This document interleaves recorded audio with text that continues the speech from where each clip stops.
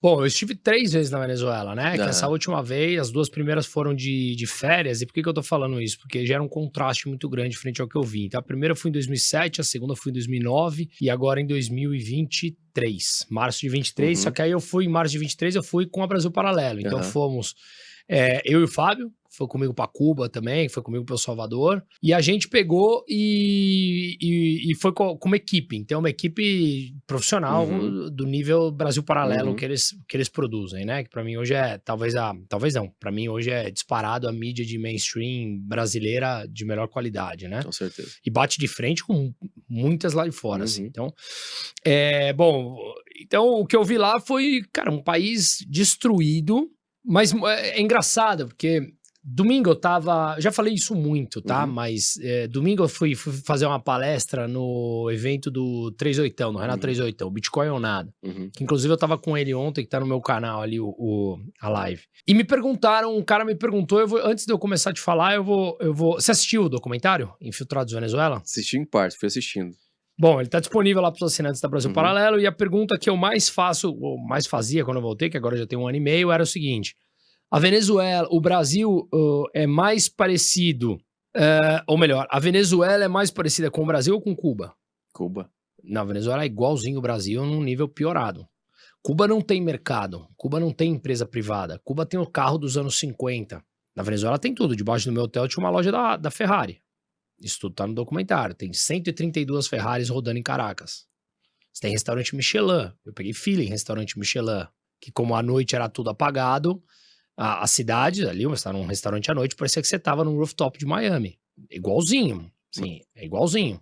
Então, o que acontece é que a Venezuela tem indícios capitalistas para uma determinada classe da população que hoje é pequena, Uhum. em percentual. Sim. Mas essa população tem um altíssimo poder de consumo. Então tem tudo. Hotéis 5 estrelas, loja da Porsche, loja da Ferrari, tudo, absolutamente tudo. Então é muito igual ao Brasil num nível piorado. Uhum. A gente ficou 2 dias, por exemplo, em Petare, que é a maior favela da América Latina, que tem 1 milhão de habitantes. Uhum. Ali é uma favela do Brasil. Para quem já esteve em favela brasileira, eu faço trabalho voluntário aqui já há muitos anos, em comunidades carentes, é igual. Uhum. É igual. Só que o que acontece? Ali a pobreza está em 92% da população. Aqui no Brasil está na casa dos 35, 40% da população, mais ou menos. Então, dependendo do estado, né, você tem até mais, assim, a Sim. Bahia, essas coisas, tem um estado, você pega Maranhão. Santa Catarina, Maranhão, você pega Santa Catarina, é muito mais baixo, mas Uhum. na média, tá nessa casa. Então, na Venezuela é muito pior. Eles chegaram num nível de catástrofe tão gigantesca ali entre 2016 e 2018, mais ou menos, que foi quando o governo impôs todo tipo de limite de controle de preço teto nas Uhum. coisas, e a gente sabe que preço teto leva a escassez de produtos. Aconteceu no Brasil nos anos 80, 90, aconteceu na Argentina há pouco Uhum. tempo. Né? O governo impõe um preço teto, que você só pode comprar um produto num determinado preço máximo, e claro que não incentiva a produção, leva à escassez, e a inflação chegou a mais de 1 milhão de porcentos ao ano, né? Então, chegou ali muito próximo do colapso social, com as pessoas indo à rua, teve aquelas imagens que correram o mundo, da polícia, da Guarda Nacional Bolivariana, né, brigando tentando impedir que o povo tomasse ali, sei lá, aquele movimento tomasse uma proporção muito Uhum. grande, e isso é muito caro, né, é caro manter as forças policiais na rua, e é caro politicamente também pela imagem. Então, o que o governo ali fez? Percebeu que ali ele poderia perder uma força, e ele liberou os preços e dolarizou a economia. Dolarizou informal. Na Constituição ainda você usa bolívares, Uhum. mas na rua você só usa dólares. Então, o que aconteceu foi que ali começou a estimular que os produtos aparecessem de novo, porque a população a Venezuela tinha 35 milhões de pessoas, Uhum. hoje tem 28 milhões, 7 milhões, que dá 20% da população, fugiu. Então, Muita gente passando por Roraima, né? muita gente.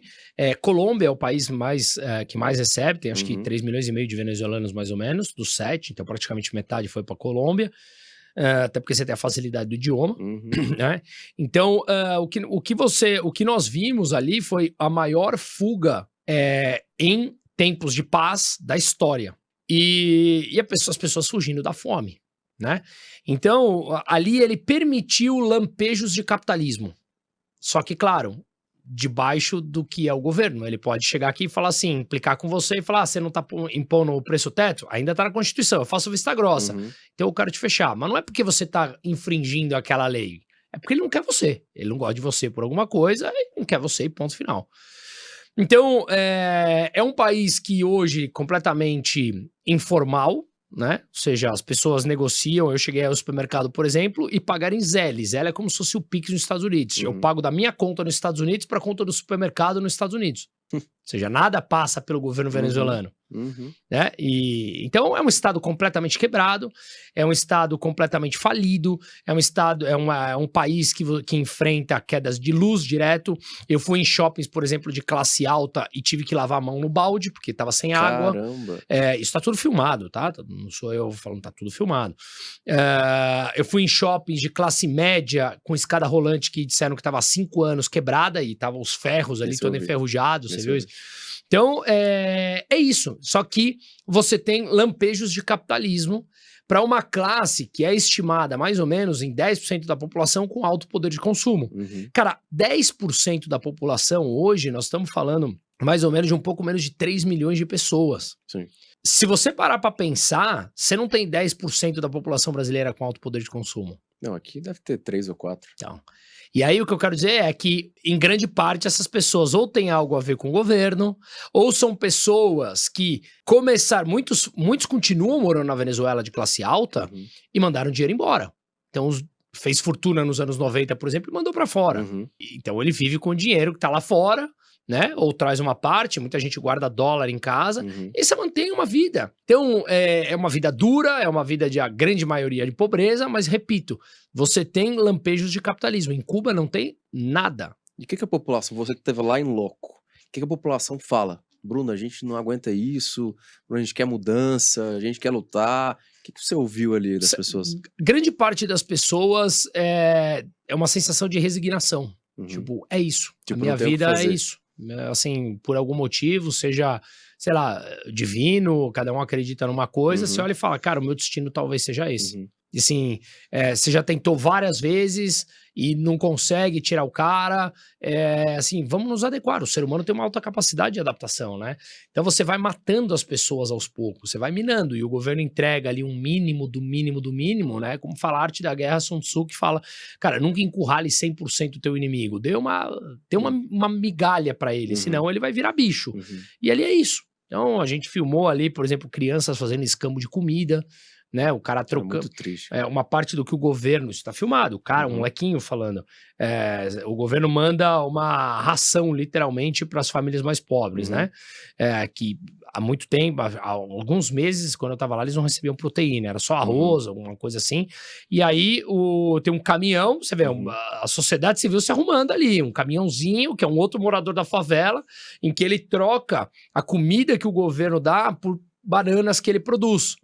Então o cara chega e fala assim, aí o moleque fala assim, pô, vamos trocar banana pelo meu negócio aqui, puramente escambo. Aí eu pergunto pro cara, mas o que você vai fazer com essa comida que o governo deu pra essa criança que você tá pegando? Ele falou, vou alimentar os porcos. Nossa. Porque o porco cresce e eu mato e vem na carne. Nossa. Entendeu? Então você percebe que... Aí eu saía de lá e ia pro onde eu tava hospedado, no bairro Las Mercedes, com restaurantes Michelin, com a loja da Ferrari. Mas claro, é diferente de você ir num bairro rico aqui em São Paulo ou no Brasil, porque você percebe que a frota de carros é mais velha, você percebe que à noite começa a escurecer, falta muita luz em determinados espaços da cidade, né? Você percebe um sinal de pobreza, você percebe umas construções mais antigas, apesar de estar um boom de construção agora nesses bairros em que a grande parte fala que constrói com dinheiro vivo, né, que são construtoras ligadas ao governo. Então, cara, é uma tristeza, mas, repito na pergunta inicial, não tem nada a ver com Cuba. Como que a Venezuela chegou nesse ponto? E eu queria te fazer uma provocação. Porque os Estados Unidos embargam a Venezuela. Isso, não sei quantos embargos. Quais os problemas que isso pode ter gerado, ou que gerou, ou que isso é só uma narrativa da esquerda?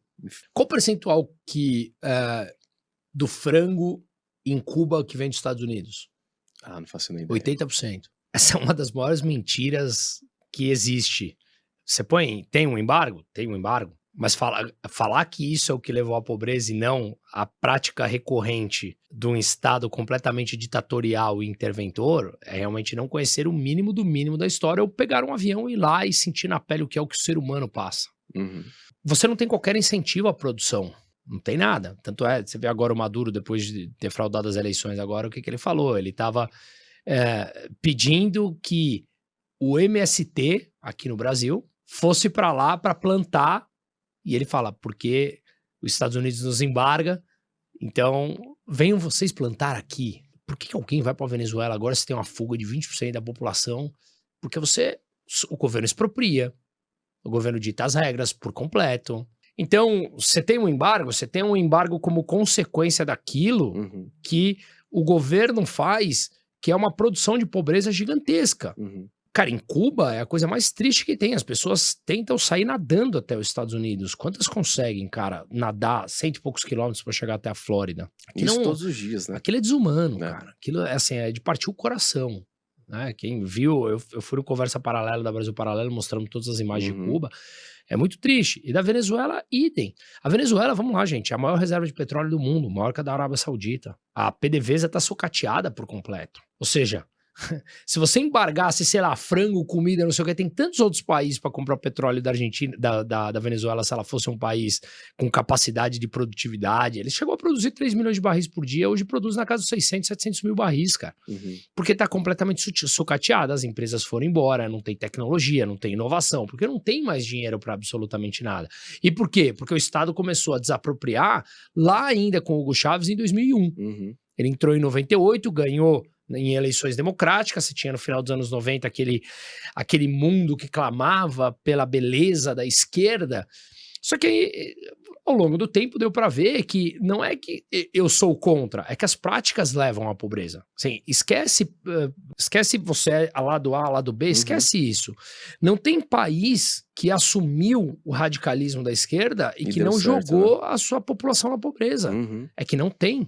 Então, a própria China, que é um país comunista, tem uma economia capitalista que foi o que permitiu que ela crescesse nos últimos 20 anos. Aqui nesse canal, a gente valoriza veículos de comunicação que pregam os mesmos valores que nós. Liberdade de expressão, liberdade de mercado e valores extremamente sólidos. Esses merecem todo o nosso respeito e todo o nosso apoio em meio a tudo isso que estamos vivendo. É por isso que não apenas faço parte da equipe da Revista Oeste, como ela também é uma mídia independente que está levando jornalismo sério e verdadeiro, sem censura, com uma qualidade a cada vez mais pessoas. E agora eles estão com uma campanha histórica para atingir os 100 mil assinantes. Fato histórico, pregando a total liberdade de expressão. E eu quero que vocês façam parte disso junto comigo. Acesse o link que está aqui na descrição ou o QR Code que está aqui na tela. Não fique de fora dessa. Ao assinar, você não apenas está apoiando um jornalismo sério que bate contra esse sistema corrupto autoritário, mas também ajuda a divulgar e estruturar essa causa que está tomando corpo no Brasil. Precisamos buscar nossas liberdades.